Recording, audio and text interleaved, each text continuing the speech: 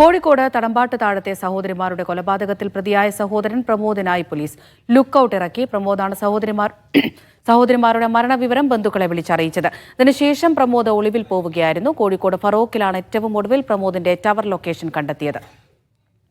T Nandagopal വിവരങ്ങൾ നൽകും. നന്ദഗോപാൽ, ഈ സഹോദരിമാരുടേത് കൊലപാതകമാണ് എന്ന് ഇന്നലെ പോസ്റ്റ്മോർട്ടം റിപ്പോർട്ടിൽ നിന്ന് വ്യക്തമായിട്ടുണ്ടായിരുന്നു. ഈ പ്രമോദിനെ കുറിച്ച് എന്തെങ്കിലും സൂചന പോലീസിന് ലഭിച്ചോ?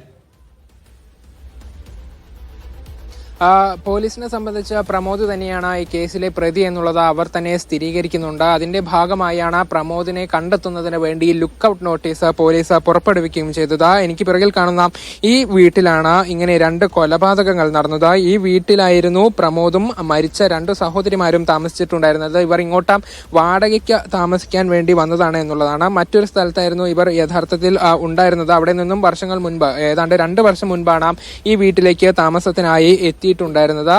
അതിൽ തന്നെ ഈ മരിച്ച 2 പേർക്കും, സഹോദരിമാർക്കും കാര്യമായ അസുഖങ്ങളൊക്കെ തന്നെ ഉണ്ടായിരുന്നു. അതിനപ്പുറത്തേക്ക് 3 പേരും തമ്മിൽ വേറെ പ്രശ്നങ്ങളൊന്നും തന്നെ ഉണ്ടായിരുന്നില്ല എന്നുള്ളതാണ് അയൽവാസികൾ ഉൾപ്പെടെ വ്യക്തമാക്കുകയും ചെയ്യുന്നത്. ഇന്നലെ രാവിലെയാണ് ഈ പ്രമോദ് ഒരു ബന്ധുവിനെയും ഒപ്പം തന്നെ മറ്റൊരാളെയും ഇങ്ങനെ ഒരു മരണവിവരം വിളിച്ചറിയിക്കുന്നത്. അതായത് ഒരു സഹോദരി മരിച്ചിട്ടുണ്ട് എന്നുള്ളതായിരുന്നു പ്രമോദ് അറിയിച്ചത്. അങ്ങനെ ബന്ധുക്കൾ പെട്ടെന്ന് ഇവിടേക്ക് എത്തി നോക്കിയ സമയത്ത് 2 പേരെയും മുറിയിൽ മരിച്ച നിലയിൽ കണ്ടെത്തുകയായിരുന്നു. അത് തന്നെ വളരെ ആദരവോടുകൂടി പുതപ്പൊക്കെ മൂടി ഒരു അങ്ങനെ നിലത്ത് മൃതദേഹങ്ങൾ വെച്ച നിലയിലായിരുന്നു എന്നുള്ളതാണ് പോലീസ് പറയുന്നത്. ഒരു പക്ഷേ എന്തിനാണ് അങ്ങനെ ഒരു കൊലപാതകം നടന്നത് എന്ന കാര്യത്തിൽ ഒരു വ്യക്തതയില്ല. അപ്പോൾ പ്രമോദിനെ കണ്ടെത്തിയാൽ മാത്രമേ ഈ കാര്യത്തിൽ ഒരു വ്യക്തത ലഭിക്കുകയുള്ളൂ എന്നുള്ളതാണ്. നമുക്കൊപ്പം ഇപ്പോൾ ഇവിടെയുള്ള അയൽവാസികളൊക്കെ ണ്ട്. ഈ പ്രമോദ് താമസിച്ചിരുന്ന വീടിന് തൊട്ട് സമീപത്തുള്ള വീട്ടിലെ വ്യക്തിയാണ്. ഞാൻ നേരത്തെ പറഞ്ഞതുപോലെ ഇവർക്ക് മറ്റ് പ്രശ്നങ്ങളൊന്നും തന്നെ ഉണ്ടായിരുന്നില്ല എന്നുള്ളതല്ലേ? പ്രത്യേകിച്ച് പ്രശ്നങ്ങളൊന്നും കണ്ടിട്ടില്ല. പിന്നെ ഒരു സ്ത്രീ, അസുഖമില്ലാത്തൊരു സ്ത്രീ ഉണ്ടല്ലോ, അവരും പുറത്തുനിന്ന് വർത്താനം പറയലൊക്കെ ഉണ്ട്. വേറെ എന്തെങ്കിലും ഒരു ബുദ്ധിമുട്ടായിട്ടൊന്നും തോന്നിയിട്ടില്ല.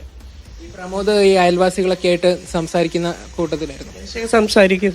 അങ്ങനെ കൂടുതലൊന്നും ഇടപഴകില്ല, അത്യാവശ്യമൊക്കെ സംസാരിക്കും. തമ്മിൽ നല്ല സ്നേഹത്തിലായിരുന്നു എന്നുള്ളതാണ് പോലീസൊക്കെ പറയുന്നത്. അവർ തമ്മിൽ സ്നേഹത്തിലൊക്കെ തന്നെ ആയിരുന്നു.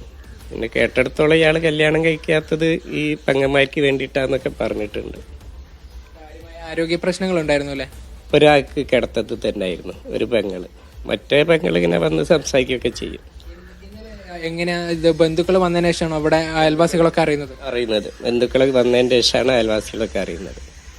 വന്ന ബന്ധു പറഞ്ഞ് രാവിലെ ഫോൺ ചെയ്ത് പറഞ്ഞിട്ട് പിന്നെ വന്നു വെക്കുമ്പോൾ അവരെ കാണുന്നില്ല, ഫോൺ ചെയ്തിട്ട് കിട്ടുന്നില്ല.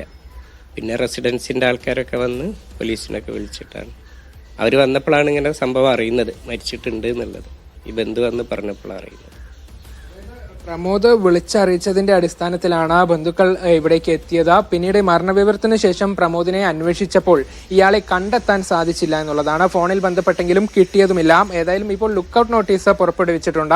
പ്രമോദിന്റെ ഈ ടവർ ലൊക്കേഷൻ കേന്ദ്രീകരിച്ചാണ് അന്വേഷണം നടക്കുന്നത്. ഏറ്റവും ഒടുവിലായി ഫറോക്ക് ഭാഗത്താണ് പ്രമോദിന്റെ ടവർ ലൊക്കേഷൻ കണ്ടെത്തിയിട്ടുള്ളത് എന്ന് പോലീസ് പറയുന്നു. പക്ഷേ പ്രമോദിന് അധികം നടക്കാൻ പറ്റാത്ത ഒരു വ്യക്തിയാണ് ഒരു അപകടത്തെ തുടർന്ന്. അതുകൊണ്ട് അധിക ദൂരം എങ്ങോട്ടും പോയിട്ടുണ്ടാവാൻ സാധ്യതയില്ല എന്നൊരു നിഗമനത്തിലാണ് പോലീസ്. എത്രയും പെട്ടെന്ന് പ്രമോദിനെ കണ്ടെത്തിയാൽ മാത്രമേ ഈ കേസിലെ ഒരു ചുരുൾ അഴിക്കാൻ സാധിക്കുകയുള്ളൂ എന്നുള്ളതാണ് പോലീസ് ഇപ്പോൾ അറിയിക്കുന്നത്.